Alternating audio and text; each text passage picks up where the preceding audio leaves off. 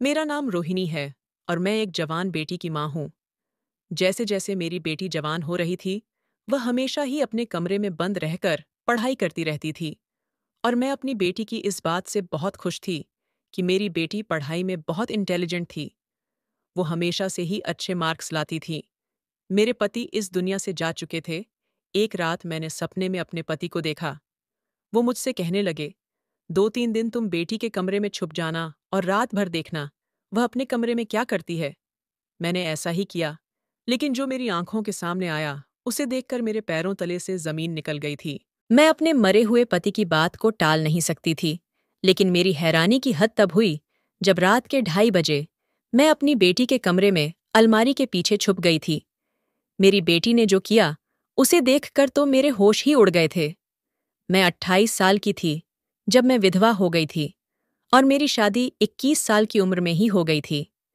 मैं अपने पति से बहुत प्यार किया करती थी, इसीलिए मैंने दूसरी शादी नहीं की और सारी जिंदगी अपने पति के नाम सारी जिंदगी गुजारने का फैसला कर लिया था। मैं एक 7 साल की बच्ची की माँ थी जिसकी परवरिश मैंने खूब दिल लगाकर और प्यार से की थी कि जब मरने के बाद मैं अपने पति को मुंह दिखाऊं तो उनके सामने गर्व से यह कह सकूं कि मैं आपकी बेटी की परवरिश बहुत अच्छी करके आई हूं। भगवान की कृपा है कि मेरी बेटी अब 20 साल की हो चुकी है और अब आसपास के लोग मुझे कहते हैं कि संतान एक होनी चाहिए, पर अच्छी होनी चाहिए, जैसे कि तुम्हारी बेटी है। लोग मेरी बेटी की बहुत तारीफ किया करते थे और साथ ही साथ मेरी परवरिश की भी। ये बातें सुनकर मेरा सर गर्व से ऊंचा हो जाता है। मेरी बेटी सच में बहुत ही अच्छी और इंटेलिजेंट लड़की है। वह सारा दिन पढ़ाई करने में ही बिजी रहती है और सारी रात भी वह पढ़ाई करती रहती है। वो जब इतनी ज्यादा पढ़ाई करती है तो मेरे दिल में उसके लिए प्यार पैदा हो जाता है। फिर मुझे उस राज का ख्याल आता है जो मैंने अपनी बेटी से छुपा रखा है। मुझे डर है कि कहीं इस वजह से मेरी और मेरी बेटी के रिश्ते के बीच कोई दरार पैदा ना हो जाए। लेकिन मैं क्या करूं? मैं चाहकर भी अभी उसे यह राज नहीं बता सकती थी। इसीलिए दिल की बात दिल में ही रखकर बैठी हुई हूं। मैं चाहती हूं कि मेरी बेटी की शादी जल्द से जल्द हो जाए। मैं अपनी बेटी की शादी इंटर की पढ़ाई पूरा होने तक कर देना चाहती हूं, ताकि वह इस राज तक न पहुंच जाए जो मैंने उससे छुपाया हुआ है। लेकिन मेरी बेटी अभी आगे और पढ़ना चाहती है। जब भी मैं सीमा से शादी की बात करती हूँ तो वो फौरन ही शादी से इनकार कर देती है कि अभी उसे पढ़ाई करनी है और वह पढ़ लिख कर किसी काबिल बनना चाहती है। एक दिन मैं शाम का खाना बना रही थी, तब मेरे पति के एक पुराने दोस्त का फोन आया था। वो हमें अपनी बेटी की शादी का इनविटेशन दे रहे थे और कह रहे थे कि जल्द से जल्द आप हमारे घर अपनी बेटी को लेकर आ जाना। हमारा उनसे मिलना जुलना बहुत अच्छा था, क्योंकि मेरे पति के दोस्त की पत्नी मेरी बहुत अच्छी फ्रेंड थी। हम दोनों एक साथ ही कॉलेज में पढ़ा करते थे। उन्होंने कहा कि मेरी इकलौती बेटी रंजना की शादी है, इसीलिए हम आपको 1 महीना पहले ही अपने घर बुलाना चाह रहे हैं। मैं इस बात से बहुत खुश हो गई थी। मैं कहने लगी, संजय भाई साहब, आप फिक्र मत करो, मैं बहुत जल्द आपके घर आ जाऊंगी। क्योंकि रंजना मेरे पति के दोस्त की बेटी होने के साथ साथ मेरी दोस्त की भी बेटी थी। दरअसल मेरा शुरू से ही इरादा था कि संजय भाई साहब मेरी सीमा की शादी अपने छोटे बेटे के साथ कर देते, क्योंकि वह मेरी बेटी की उम्र का ही था और उसकी जॉब भी बहुत अच्छी लगी हुई थी और मैं शुरू से ही संजय भाई साहब के छोटे बेटे को पसंद करती थी। वह देखने में भी अच्छा था। उसकी और सीमा की जोड़ी एक साथ बहुत अच्छी लगेगी। संजय भाई साहब के 2 ही बच्चे थे। बेटी की शादी तो अब हो रही थी, उसके बाद बेटा था। मेरी बेटी उस घर में बहुत खुश रहती। मैंने जल्दी से खाना बनाया और उठकर सीमा के कमरे की तरफ जाने लगी। मैंने जैसे ही दरवाज़ा खोलने के लिए हाथ बढ़ाया तो यह देखकर मैं हैरान रह गई थी कि सीमा ने तो अपना कमरा अंदर से लॉक किया हुआ था। मैंने जोर से दरवाज़ा खटखटाया तो कुछ देर के इंतजार के बाद दरवाज़ा खुल गया था। मेरी बेटी को पसीना आ रहा था और वह बहुत घबराई हुई लग रही थी। मैं कहने लगी, क्या बात है सीमा, तुमने दरवाज़ा अंदर से क्यों बंद किया हुआ था और इतनी देर में क्यों खोला है? वो कहने लगी, माँ, मैं बाथरूम में नहा रही थी। मैंने कहा, अच्छा छोड़ो, ये सब इधर आओ, मेरे पास आकर बैठ जाओ। मैं अपनी बेटी का हाथ अपने हाथों में पकड़कर उसे अपने साथ सोफे पर लेकर बैठ गई।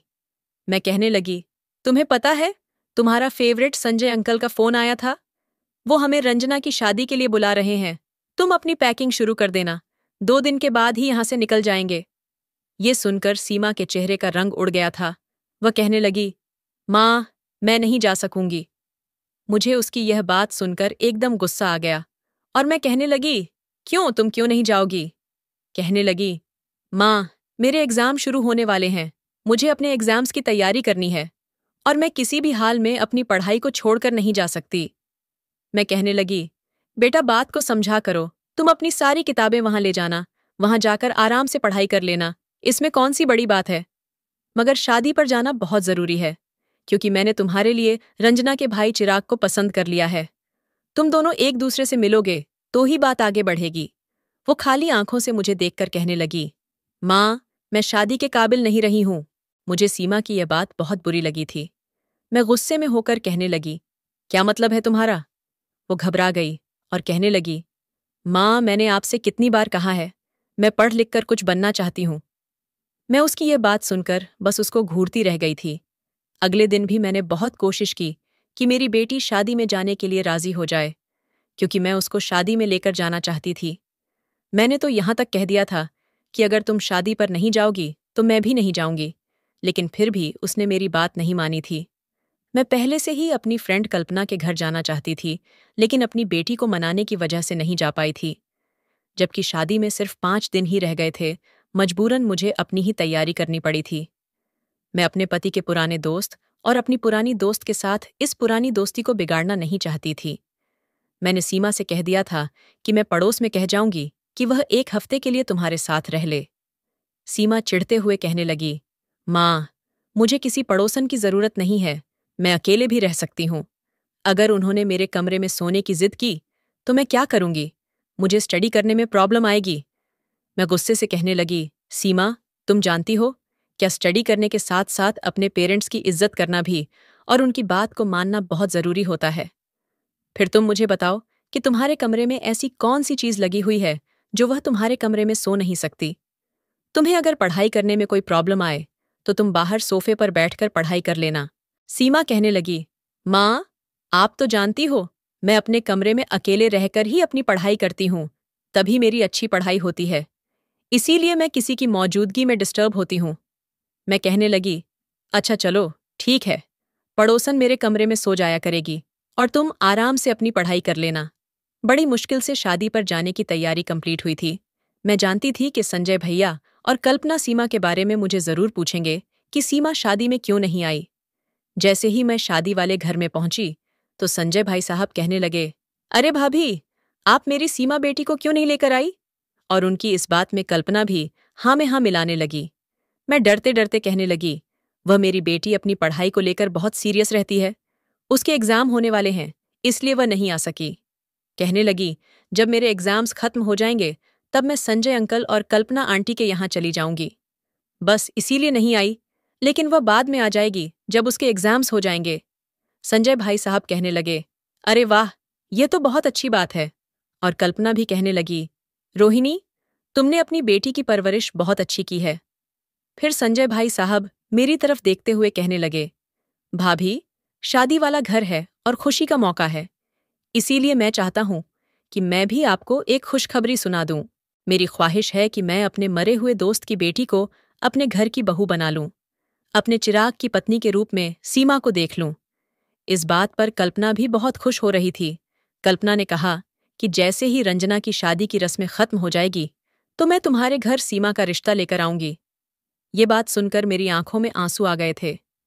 मैंने संजय भाई साहब और कल्पना से कहा, आप दोनों ने तो मेरे दिल की बात कह दी है। ये खबर सुनकर तो मैं बहुत खुश हूं। संजय भाई साहब तो खुश होकर आगे बढ़ गए थे, लेकिन कल्पना ने मुझे गले लगा लिया था और कहने लगी, हमारी दोस्ती को हम रिश्तेदारी में बदलना चाहते हैं। इस तरह से हमारी दोस्ती आगे तक कायम रहेगी। रंजना की शादी में खूब मजा आया था। शादी अच्छी हो गई थी और शादी पूरी होने के बाद मैं अपने घर पर आ गई थी। पड़ोसन तो मेरी बेटी से बहुत खुश हो रही थी। कहने लगी, मैंने तुम्हारी बेटी जितनी अच्छी और समझदार लड़की कहीं नहीं देखी। यह बात सुनकर मैं बहुत ज्यादा खुश हो गई थी। मैंने अपनी पड़ोसन को शुक्रिया कहा, आपका बहुत बहुत शुक्रिया। आपने यहाँ मेरी गैर मौजूदगी में मेरी बेटी का ख्याल रखा। मैंने उसको कुछ गिफ्ट भी दिए और उसके बाद वह अपने घर चली गई थी। मैंने सीमा से कह दिया था कि संजय अंकल और कल्पना आंटी ने चिराग के लिए तुम्हारा हाथ मांग लिया है। वो चाहते हैं कि तुम्हारी शादी उनके बेटे चिराग के साथ हो जाए। सीमा मेरी बात सुनकर खुश नहीं हुई थी। वो मुझे अजीब सी नज़रों से देखकर कहने लगी, माँ, आपने हमेशा से ही मुझे सिर्फ मेरे पापा के एक ही फ्रेंड के बारे में बताया है, जबकि मेरे पापा के बहुत सारे फ्रेंड थे। मुझे याद है, जब मैं छोटी थी तो हमारे घर संजय अंकल के साथ साथ अनुराग अंकल भी आया करते थे। लेकिन जिस दिन से पापा की मौत हुई, उसके बाद से ही अनुराग अंकल ने हमारे घर आना बंद कर दिया। क्या पापा के मरने के साथ साथ ही अनुराग अंकल भी मर गए, जो आपने कभी उनके बारे में कोई बात नहीं की? सीमा ने मेरे जख्मों पर नमक छिड़क दिया था। मैं गुस्से से कहने लगी, हाँ, नहीं बताया मैंने तुम्हें अनुराग के बारे में। तुम जानती हो कि तुम्हारे पापा ने मुझसे लव मैरिज की थी। तुम्हारे पापा के फैमिली वाले हमारी शादी नहीं कराना चाहते थे, जबकि तुम्हारे अनुराग अंकल का हमारे घर पर बचपन से आना जाना था। हमारी शादी के कुछ महीनों पहले ही अनुराग की भी शादी हो गई थी। तुम्हारे पापा के मरने के बाद अनुराग की पत्नी ने मेरे घर में इतने ज्यादा फसाद फैलाए थे कि मेरे ससुराल वाले मुझसे नफरत करने लगे थे और उन्होंने मुझे घर से निकालना चाहते थे। और मैं बेसहारा थी क्योंकि मेरे माता पिता नहीं थे। मैं बेसहारा कहाँ जाती? किसी ने मेरी बात पर यकीन भी नहीं किया था। जिस तरह से अनुराग की पत्नी ने मेरे ससुराल वालों की कान भर दिए थे, वह लोग मेरी बात मानने को तैयार ही नहीं थे, बल्कि उन लोगों को मेरी किसी बात पर यकीन ही नहीं था। मैं डर गई और कहने लगी, यह घर मेरे पति का है, मैं अपने पति के घर से नहीं जाऊंगी। उन्होंने एड़ी छोटी का जोर लगा लिया था और फिर आखिरकार मैं भी हिम्मत हार गई थी, क्योंकि तुम मेरे साथ थी।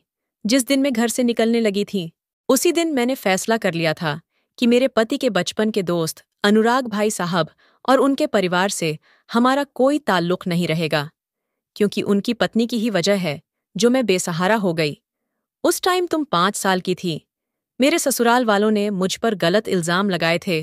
पता है किसके कहने पर? सिर्फ और सिर्फ तुम्हारे अनुराग अंकल की पत्नी के कहने पर। जबकि अनुराग भाई साहब अच्छे से यह बात जानते थे कि मैं गलत नहीं हूं। मुझ पर आरोप लगाए जा रहे हैं, वह भी उनकी पत्नी के कहने पर। उनकी पत्नी ने मेरे साथ ऐसा इसलिए किया क्योंकि मैं खूबसूरत थी, और जबकि वह खूबसूरत नहीं थी। इसीलिए वो मेरी खूबसूरती से जलती थी और उन्होंने मेरे ससुराल वालों को अपनी तरफ कर लिया। वो तो अच्छा हुआ कि तुम्हारे चाचा जी ने मेरा और तुम्हारा ख्याल करते हुए हमें उस घर से हिस्सा दिलवा दिया, जिनके पैसों से हमने ये घर खरीद लिया। तुम्हारे दादा दादी तो वैसे भी मतलबी लोग थे। तुम्हारे पापा की सैलरी अच्छी थी, वह अपने माता पिता को भर भर कर पैसे दिया करते थे, तो हम लोग उनके लिए अच्छे थे। लेकिन जब तुम्हारे पिता मर गए तो उनकी बेटी और पत्नी उनके लिए बुरी हो गई थी। तुम्हारे चाचा चाची बहुत अच्छे लोग हैं, इसीलिए वह हमारे घर पर आना जाना रखते हैं, और मुश्किल वक्त में उन्होंने हमारा साथ भी दिया। लेकिन तुम्हारे दादा दादी तो अनुराग की पत्नी के कहने में आ गए थे और उन्होंने अपने घर से हमें निकाल दिया था, क्योंकि अनुराग की पत्नी ने हमारे घर में आग जो भड़का दी थी। तुम्हारे दादा दादी ने काफी कोशिश की कि वह तुम्हें अपने पास रखना चाहते थे, लेकिन मैंने साफ इनकार कर दिया तो मुझे धमकाने लगे, वह तुम्हें मुझसे जबरदस्ती छीन लेंगे। इसीलिए मैंने पुलिस में जाकर उनके खिलाफ रिपोर्ट दर्ज करवा दी। पुलिस जब तुम्हारे दादा दादी के घर गई तो तुम्हारे चाचा ने बात को संभाल लिया और पुलिस को वापस भेज दिया, क्योंकि वह समझदार थे, और इस तरह से उनके और उनके परिवार के सारे गांव में बेइज्जती हो सकती थी। इसीलिए उन्होंने अपने माता पिता को बहुत समझाया कि वह हमें सुकून से जीने दे। उसके बाद से तुम्हारे दादा दादी ने हमारा पीछा छोड़ दिया था और हम सुकून भरी जिंदगी जीने लगे थे। मैं इस घर में पूरी तरह से शिफ्ट हो गई थी। उस दिन के बाद भी वह लोग कभी कभी तंग करने के लिए आ जाया करते थे, लेकिन तुम्हारे चाचा बात को संभाल लेते थे। उन लोगों ने मुझे तंग करने की बहुत कोशिश की, मुझे डराते धमकाते थे, यहाँ तक कि उन्होंने मुझे अदालत से तुम्हारी कस्टडी लेने के लिए भी ब्लैकमेल कर लिया था। मगर बड़ी मुश्किल से उस टाइम में तुम्हारे चाचा ने सारी बात को संभाल लिया था। अगर वो मेरा सहारा ना बनते तो आज तुम और मैं किसी के घर में झाड़ू बर्तन कर रही होती। मैंने इसीलिए आज तक तुम्हें अपने दादा दादी, अनुराग और उसकी पत्नी के बारे में नहीं बताया। ऐसा इसलिए नहीं किया था ताकि तुम्हारा दिल उनकी तरफ से मेला ना हो जाए। ये बात सुनकर सीमा का चेहरा उतर गया था। वह बहुत परेशान हो गई थी और मैं उठकर अपने कमरे में आ गई थी। मुझे पिछले दिनों की परेशानियां आज भी याद आती थीं और अपने पति की भी बहुत याद आती थी मेरी अलमारी में। मेरे पति के लव लेटर, उनके साथ मेरी फोटो, ये सारी निशानियां मेरे पास आज भी रखी हुई थीं। मैं एक एक चीज को देखकर रोती जा रही थी। मैं अपने मृत पति के लव लेटर पढ़कर रोती तो कभी उनको चूमने लगती थी। मैं हर चीज बड़े ध्यान से देख रही थी, तभी अचानक मेरी नजर डायरी पर पड़ी। इनमें से एक डायरी गायब थी, जो मेरे पति की थी, और मेरे पति को डायरी लिखने का बड़ा शौक था। वो रेड कवर वाली डायरी न जाने कहाँ चली गई थी। मैं अंदर ही अंदर बहुत डर रही थी, और मैंने सारी अलमारी में उसे डायरी को ढूंढ लिया था, यहां तक कि अपने कमरे की पूरी तलाशी ले ली थी, लेकिन वह डायरी मुझे कहीं नजर नहीं आ रही थी। फिर मेरे दिल में ख्याल आया कि कहीं वह डायरी सीमा के हाथ तो नहीं लग गई, क्योंकि उस डायरी में सीमा की जिंदगी का सबसे बड़ा राज लिखा हुआ था। मेरी बेटी कॉलेज भी जाती थी और वहां से आकर भी सारा दिन पढ़ाई करती रहती थी। मेरी हर बात को मानती थी, मगर पिछले 1 महीने से मेरी बेटी बहुत परेशान लग रही थी और बहुत ही अजीबोगरीब हरकत करने लगी थी। उसने सब कुछ छोड़ दिया था, बस हमेशा चिड़चिड़ी रहने लगी थी। वो मेरी बात भी नहीं मानती थी। मैं उसकी वजह से बहुत परेशान रहने लगी थी, इसलिए मैंने सोचा किसी टाइम में उसके कमरे की तलाशी लूंगी। मैं यह सारी बातें रात भर सोचती रही थी। इसी तरह से सोचते सोचते सो भी गई थी। मैं बहुत गहरी नींद में सो रही थी जब मुझे सपने में मेरे पति मिलने आए थे। वह कहने लगे, रोहिणी, तुम 2-3 दिन मेरी बेटी के कमरे में छुपकर उसे देखना कि वो क्या करती है। जब मेरी आंख खुली तो मुझे बड़ी हैरानी हुई कि आखिर यह कैसा सपना था। इस सपने ने तो मुझे चौंका कर रख दिया था। मेरे पति बहुत सालों बाद मेरे सपने में आए थे, और सपना भी कितना अजीब सा था। मुझे एकदम सही फिक्र होने लगी थी कि कहीं मेरी बेटी किसी मुसीबत में तो नहीं है। इसीलिए मैं जल्दी से उठकर अपनी बेटी के कमरे की तरफ जाने लगी थी। दरवाज़ा खोलने के लिए जैसे ही मैं हाथ आगे बढ़ाया तो यह देखकर मैं हैरान रह गई थी कि रात के इस टाइम पर मेरी बेटी का कमरा अंदर से लॉक था। न जाने वह इस तरह की अजीब हरकतें क्यों करने लगी थीं। इससे पहले तो कभी उसने कमरे को लॉक नहीं लगाया था। सुबह हुई तो मैं सीमा से कहने लगी, तुमने रात में अपने कमरे के दरवाजे को लॉक क्यों किया था? मेरी बात सुनकर वह मुझे घूर कर कहने लगी, माँ, आप क्या रात भर मेरी जासूसी करती रहती हो? मैंने बात को मजाक में टालने की कोशिश की, इसीलिए मैं हंसकर कहने लगी, नहीं बेटी, वह तो बस रात को मुझे डर लग रहा था, इसलिए मैं तुम्हारे पास आ गई थी। वो कहने लगी, मुझे पता नहीं कि आपको रात में डर लग रहा था या नहीं, मगर अब मुझे आपसे बहुत डर लगने लगा है। मैं हंस दी थी, लेकिन जो मेरी बेटी का बिहेवियर था और मेरे पति का सपना, यह सब मुझे बहुत परेशान कर रहा था। मैंने फैसला कर लिया था कि मैं अपने मरे हुए पति की बात को नहीं टाल सकती। उसी रात में अपनी बेटी के कमरे में जाकर उसकी अलमारी के पीछे छुप गई थी।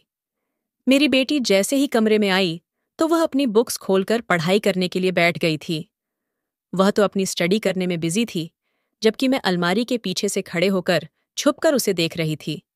सारी रात मेरी बेटी पढ़ाई करने में बिजी रही थी। सुबह के लगभग 6 बजे उसने अपनी किताबों को बंद किया और वह अपने बिस्तर पर जाकर लेट गई थी और सो गई थी, जबकि मेरी बेटी सुबह के 8 बजे कॉलेज जाती थी, इसीलिए सिर्फ 1 घंटे ही सोती थी। लेकिन सारी रात ऐसा कुछ नहीं हुआ था जो मुझे चौंक देता। सुबह जब मेरी बेटी 8 बजे अपने कॉलेज जाने के लिए उठी और नहाने के लिए बाथरूम में चली गई, तब मैं जल्दी से भागी और अपने कमरे में आ गई थी।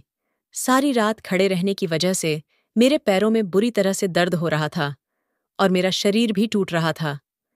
मैं सोच में पड़ गई थी कि मैं छोटे बच्चों की तरह एक सपने के पीछे क्यों पड़ गई हूं। मैंने सोचा कि कल रात मैं सपने की वजह से ज्यादा ही घबरा गई थी, इसलिए मैंने सोच लिया था कि अब मैं रात के टाइम सीमा के कमरे में नहीं जाऊंगी। लेकिन जैसे ही रात हुई और मैं अपने कमरे में लेटी थी, तभी मेरे कानों में बार बार अपने पति की आवाज सुनाई देती रही थी, जैसे वह मुझसे कह रहे हो कि जाओ रोहिणी, सीमा के कमरे में चली जाओ।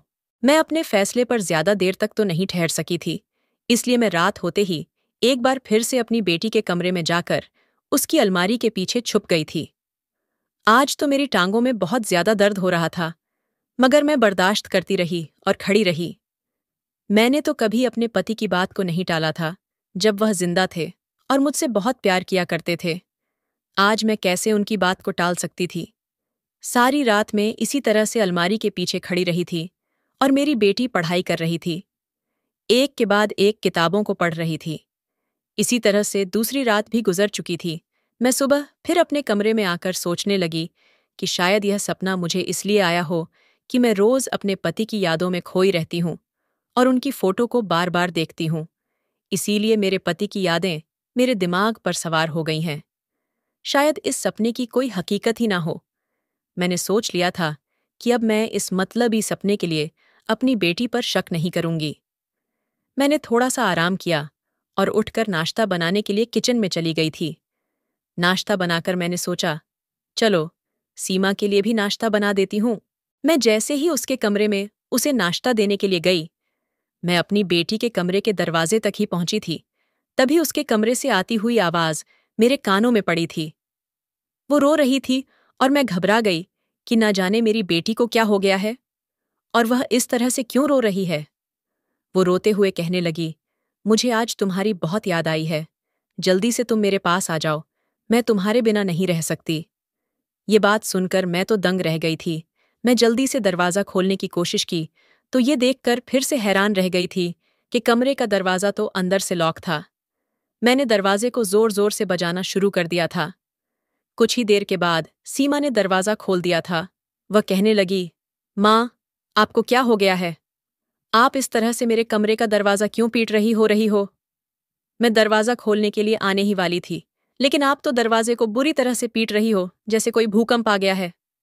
पहले तो मैंने सोचा कि इससे पूछ लूं कि किसके साथ यह बातें कर रही थी, मगर जब उसके हाथ में मैंने उसके पिता की फोटो पड़े हुए देखी, तो मैं सब कुछ समझ गई थी। वह शायद अपने पिता की याद में खो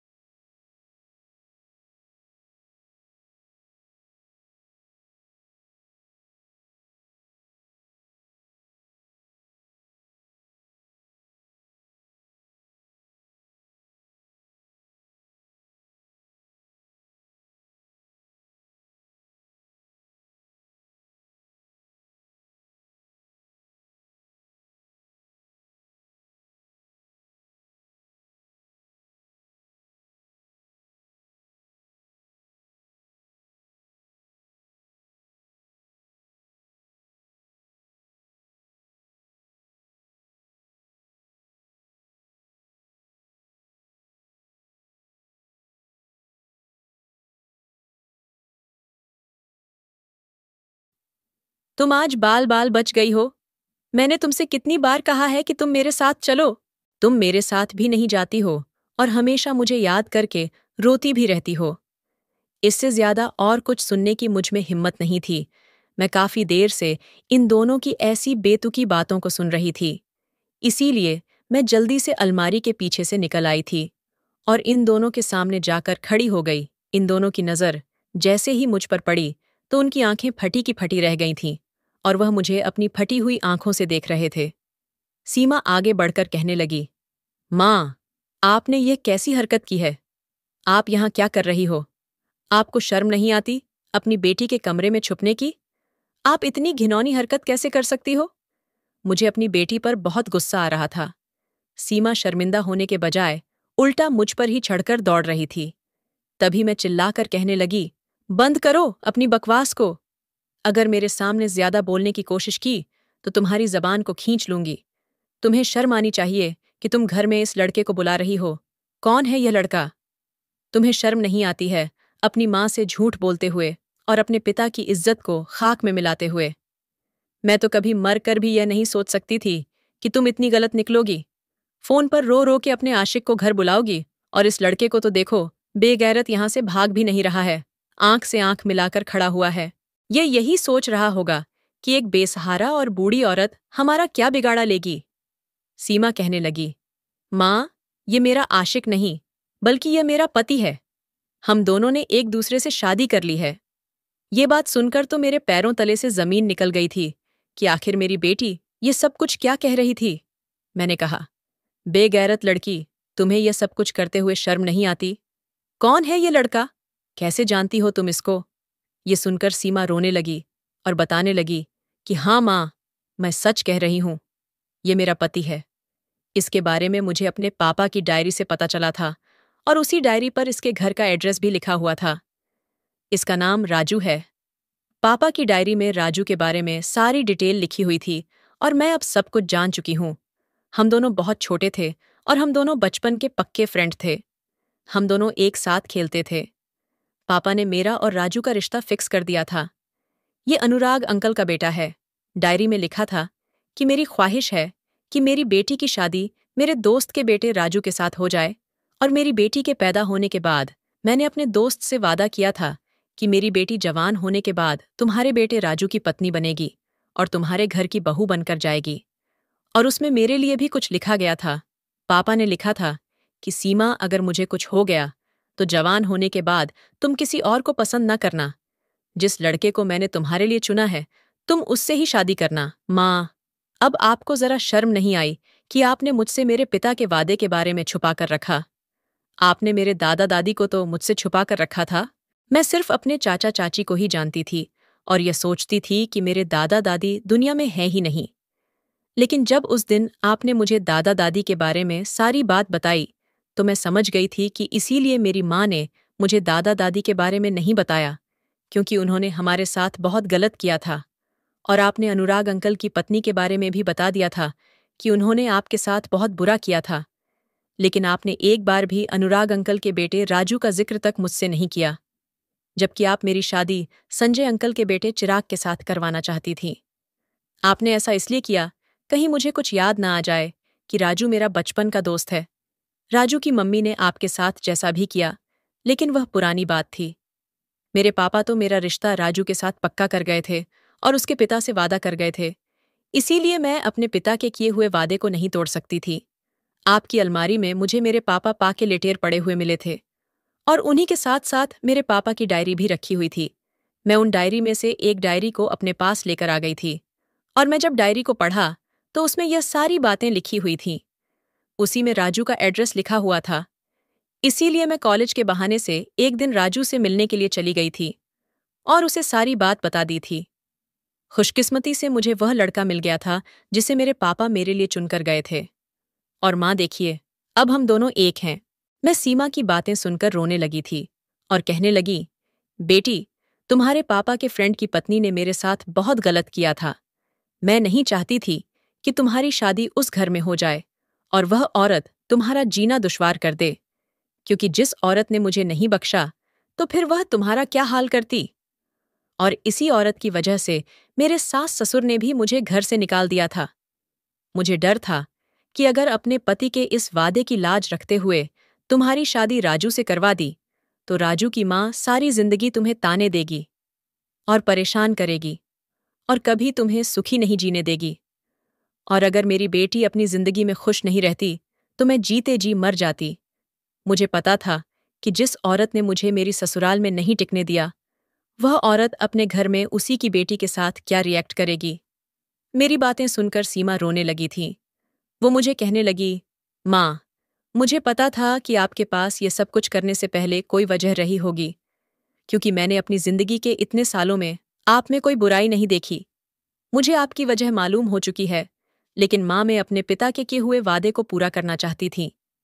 तभी मेरा दामाद राजू आगे बढ़ा और हाथ जोड़कर कहने लगा, आंटी, टाइम बहुत आगे बढ़ चुका है।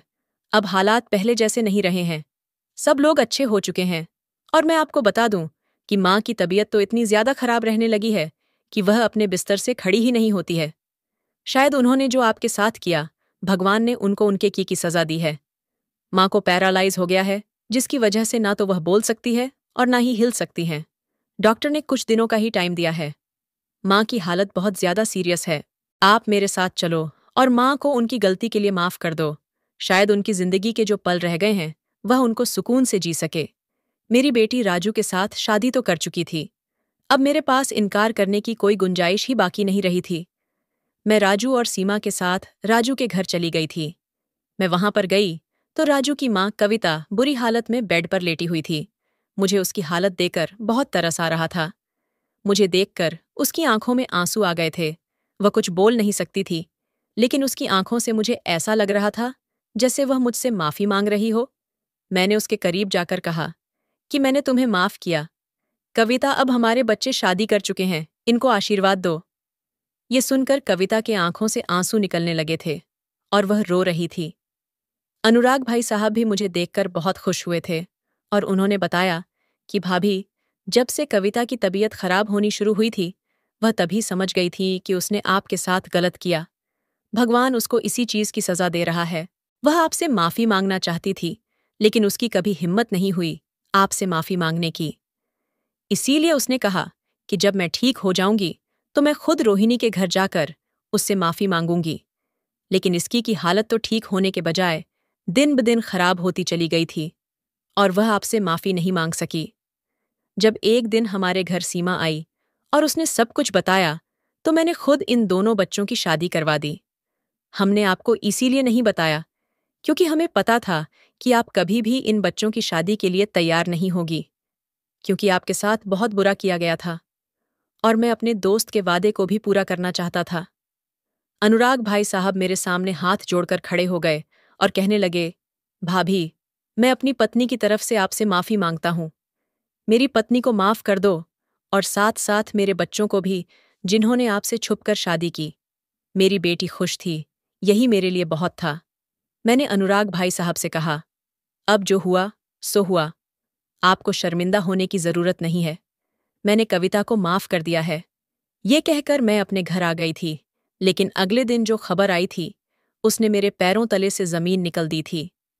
सीमा ने बताया कि कविता की मौत हो गई है। कविता के मौत पर मुझे बहुत अफसोस हुआ था। अब मेरी बेटी अपने ससुराल में रह रही है और बहुत खुश है। इसी तरह से मेरे पति का सपना भी पूरा हो गया था और कविता ने जो किया था उसकी सजा भी मिल गई थी। दोस्तों, उम्मीद करती हूँ आपको हमारी कहानी पसंद आई होगी। कहानी पसंद आई है तो वीडियो को लाइक करें, चैनल पर नए हैं तो चैनल को सब्सक्राइब करें और हाँ, नोटिफिकेशन बेल को ज़रूर दबाएं ताकि अगली अपडेट सबसे पहले आपको मिले।